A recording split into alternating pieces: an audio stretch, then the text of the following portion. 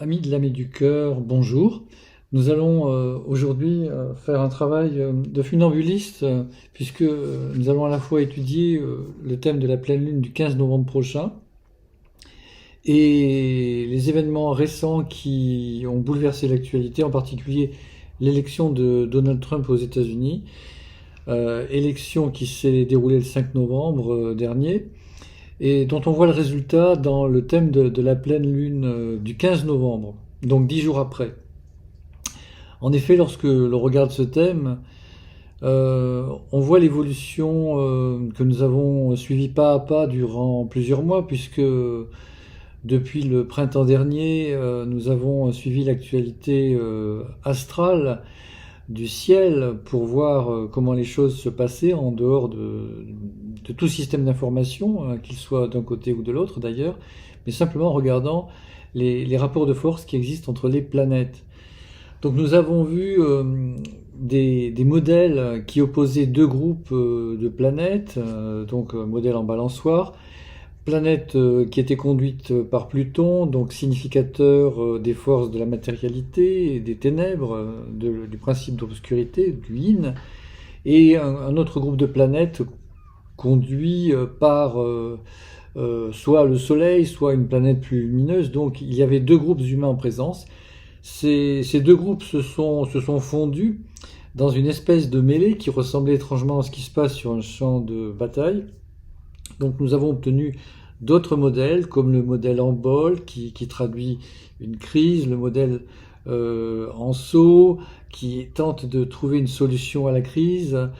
Puis nous avons vu qu'il y avait parfois des contractions à l'intérieur du bol, donc le bol se resserrait, ce qui a donné euh, euh, un autre modèle, un modèle qui ressemble au bol, mais un bol plus étroit.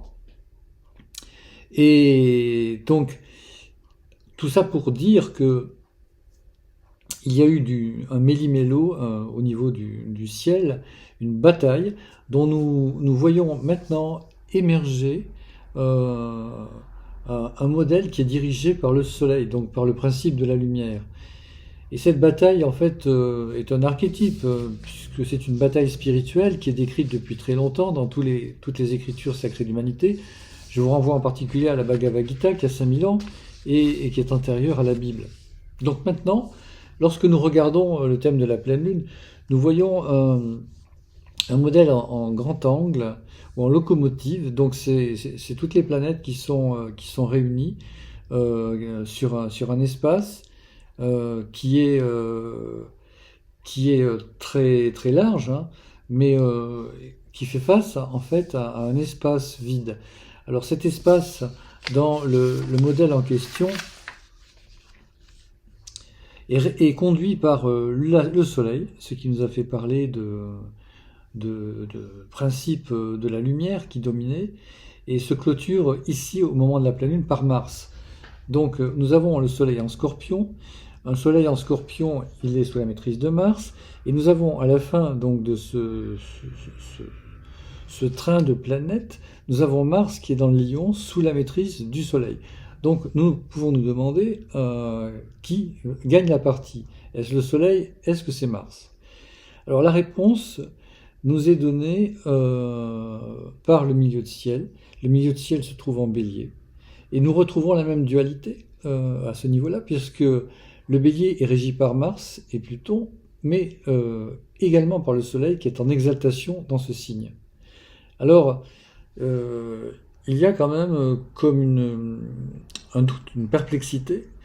On a l'impression que les deux adversaires sont au coude à coude. Et le résultat, en revanche, qui est sorti dès le lendemain de l'élection de Trump, le 6, et dans la nuit du 5 au 6, c'est sans ambiguïté puisqu'il donne la victoire à Donald Trump. Alors pourquoi, comment cela se fait-il? Eh bien la réponse est fort simple. C'est la planète locomotive qui a la maîtrise sur la planète remorque. La planète locomotive, c'est le Soleil, donc c'est le principe de la lumière. Et Mars, qui introduit le conflit, est à la fin. Et en plus, qui plus est, sous la maîtrise du Soleil. Donc voilà une explication donc du résultat qui n'a pas tardé à sortir. Et quant à Pluton, qui est le maître collectif du Scorpion, il se trouve encore à la fin du signe du Capricorne, donc les forces de la matérialité sont au pouvoir, mais pour peu de temps encore, puisque Pluton va rentrer très très bientôt dans le signe du Verseau.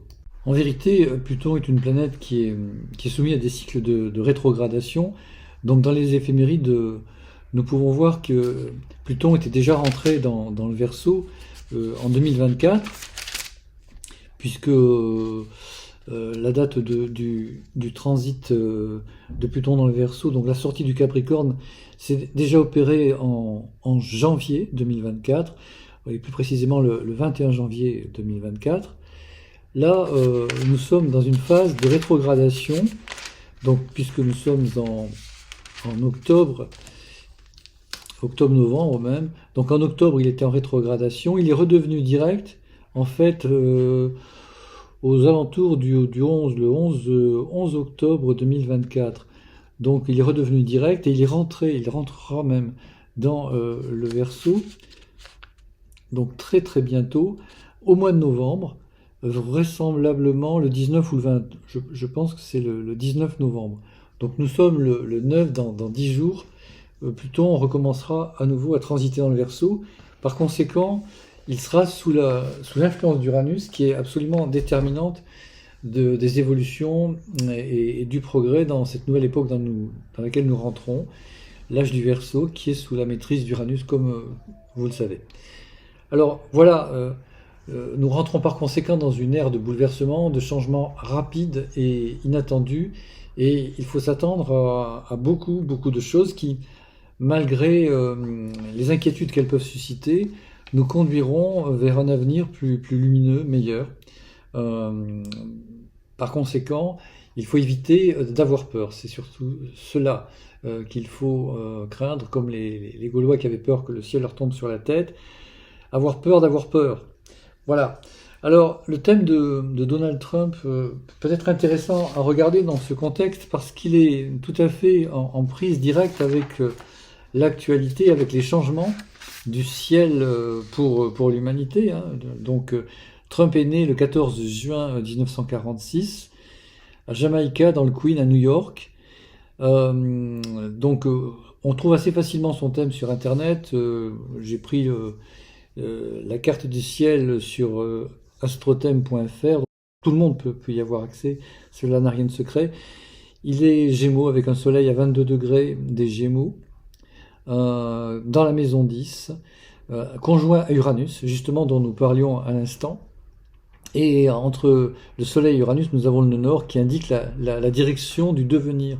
Donc cet homme est tout à fait, je dirais, bien choisi pour négocier avec la phase dans laquelle nous sommes actuellement. L'ascendant du thème se trouve à la fin du Lion, à 29 degrés du Lion, donc il est sous la maîtrise du Soleil. Le Soleil est très important pour lui, il lui donne de la réussite, quelles que soient les épreuves qu'il rencontrera dans le futur. C'est idéal pour les États-Unis d'Amérique, d'autant plus que les Gémeaux signent la personnalité de ce pays, et il est totalement en adéquation avec lui. Donc il vient essentiellement pour servir l'Amérique et y mettre de l'ordre. L'étude des rayons de Donald Trump confirme en fait ce pronostic très rapide que je vous donne là, puisque nous n'avons pas le temps de nous arrêter à une étude trop longue, analytique et difficile à suivre. Donc ce soleil signe la réussite. Dans le tarot, c'est l'arcane 19, le soleil, donc c'est une protection de tous les instants, qui donne à Trump un caractère très proche du lion, donc il le porte physiquement, c'est évident. Et Uranus lui donne la vision lointaine, la vision qui vient des mondes lointains, et qu'il cherche à mettre en place pour l'avenir des États-Unis, son pays.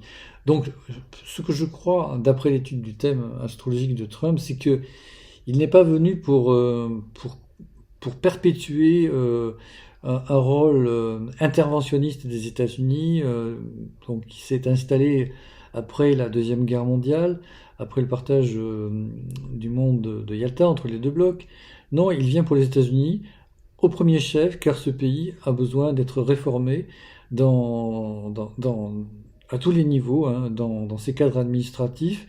Donc Trump a tout de suite annoncé la couleur, il veut faire une épuration, c'est peut-être un mot un peu dur, mais c'est pourtant ce qui risque d'arriver, au niveau des agences gouvernementales qui ont certainement failli à leur mission originelle et s'occuper de sa population, la population donc américaine, avant de s'occuper du reste du monde.